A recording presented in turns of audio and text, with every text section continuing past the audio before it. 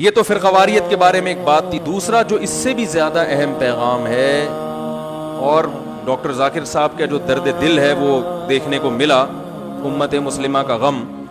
انہوں نے بتایا کہ اس وقت مسلمانوں پہ سب سے زیادہ ظلم چین کے صوبے سنگیان میں ہو رہا ہے,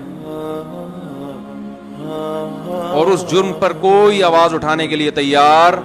نہیں. کشمیر میں بھی ہو رہا ہے, فلسطین میں بھی ہو رہا ہے. انہوں نے کہا فلسطین میں کم از کم مجاہد لڑتا ہے, شہید ہو جاتا ہے,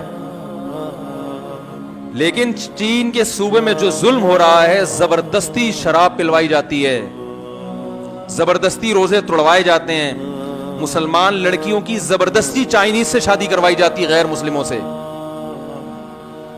جیلوں میں ڈالا جاتا ہے, بے انتہا ٹارچر کیا جاتا ہے ان کو, اور اس جرم پر کوئی آواز اٹھانے کے لیے تیار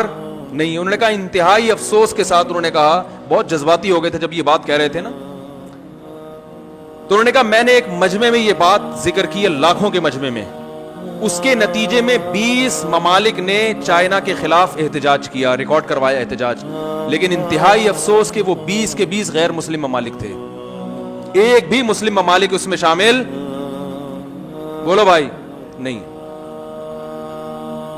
اور اس سے بھی زیادہ افسوس کہ نہ صرف یہ کہ کسی مسلم کنٹری نے چائنا کے ظلم کے خلاف آواز نہیں اٹھائی, بلکہ 15 اسلامی ممالک ایسے ہیں جنہوں نے چائنا کے ظلم پہ اس کو اپریشیٹ کیا ہے کہ آپ بالکل ٹھیک کر رہے ہیں. کچھ ممالک ایسے ہیں جنہوں نے خاموشی اختیار کر لی کہ چائنا سپر پاور ہے, ہم اس سے اختلاف نہیں برداشت نہیں کر سکتے. انہوں نے کہا یہ بھی غنیمت ہے کہ خاموش رہ لیے, لیکن چائنا کی حمایت کرنا کہ آپ جو کچھ کر رہے ہو ٹھیک کرو, کتنے اسلامی ممالک, 15. تو یہ بہت افسوس کی بات ہے. آپ اس سے اسلامی ممالک کے سربراہان کا اندازہ لگا لیں کہ یہ مسلم امت کے ساتھ, اس میں بڑے بڑے اسلامی ممالک ہیں, میں نام نہیں لوں گا, انہوں نے بھی نام لینے سے منع کیا تو میں بھی نام نہیں لوں گا آپ کے سامنے. 15 اسلامی ممالک ہیں جنہوں نے چائنا کے ظلم میں اس کی حمایت کی. اس کے بعد کشمیر کا جہاں تک مسئلہ ہے, انہوں نے کہا کہ کشمیر کے معاملے میں بھی مسلم دنیا خاموش ہے, لیکن انتہائی افسوس ان علماء پر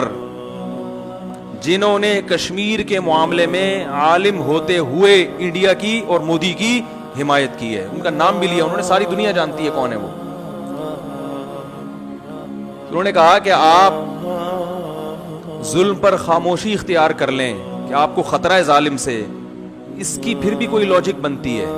ایمان کا ادنا حصہ ہے, لیکن ظالم کی حمایت شروع کر دیں تو کتنا بڑا جرم ہے. تو ایک بہت اہم پیغام ہے ان کا امت مسلمہ کے نام کہ بھائی کشمیر میں جو کچھ ہو رہا ہے اس پر بھی بھرپور طریقے سے آواز اٹھانے کی ضرورت, اور اس سے بھی زیادہ چائنا جو کچھ کر رہا ہے مسلمانوں کے خلاف, اس پر بھی, اس سے بھی زیادہ آواز اٹھانے کی ضرورت. اور اپنے مسلم حکمرانوں کی ہدایت کے لیے بھی دعا کریں, اللہ تعالیٰ ان کو ہدایت دے, اگر ہدایت کے قابل نہیں ہے تو اللہ ان مسلم حکمرانوں سے ہمیں نجات دے. تو ایک بہت اہم پیغام ہے جو میں نے کہا کہ میں انشاءاللہ شیئر کروں گا. اچھا, ایک اچھی بات ہے کہ صرف ایک کنٹری ہے جس نے آواز یہ ایک اچھی بات الحمدللہ, صرف ایک ترکی ہے جس نے ابھی آواز اٹھائی ہے. تو ایک اللہ تعالیٰ نے چونکہ دین کو محفوظ رکھنا ہے,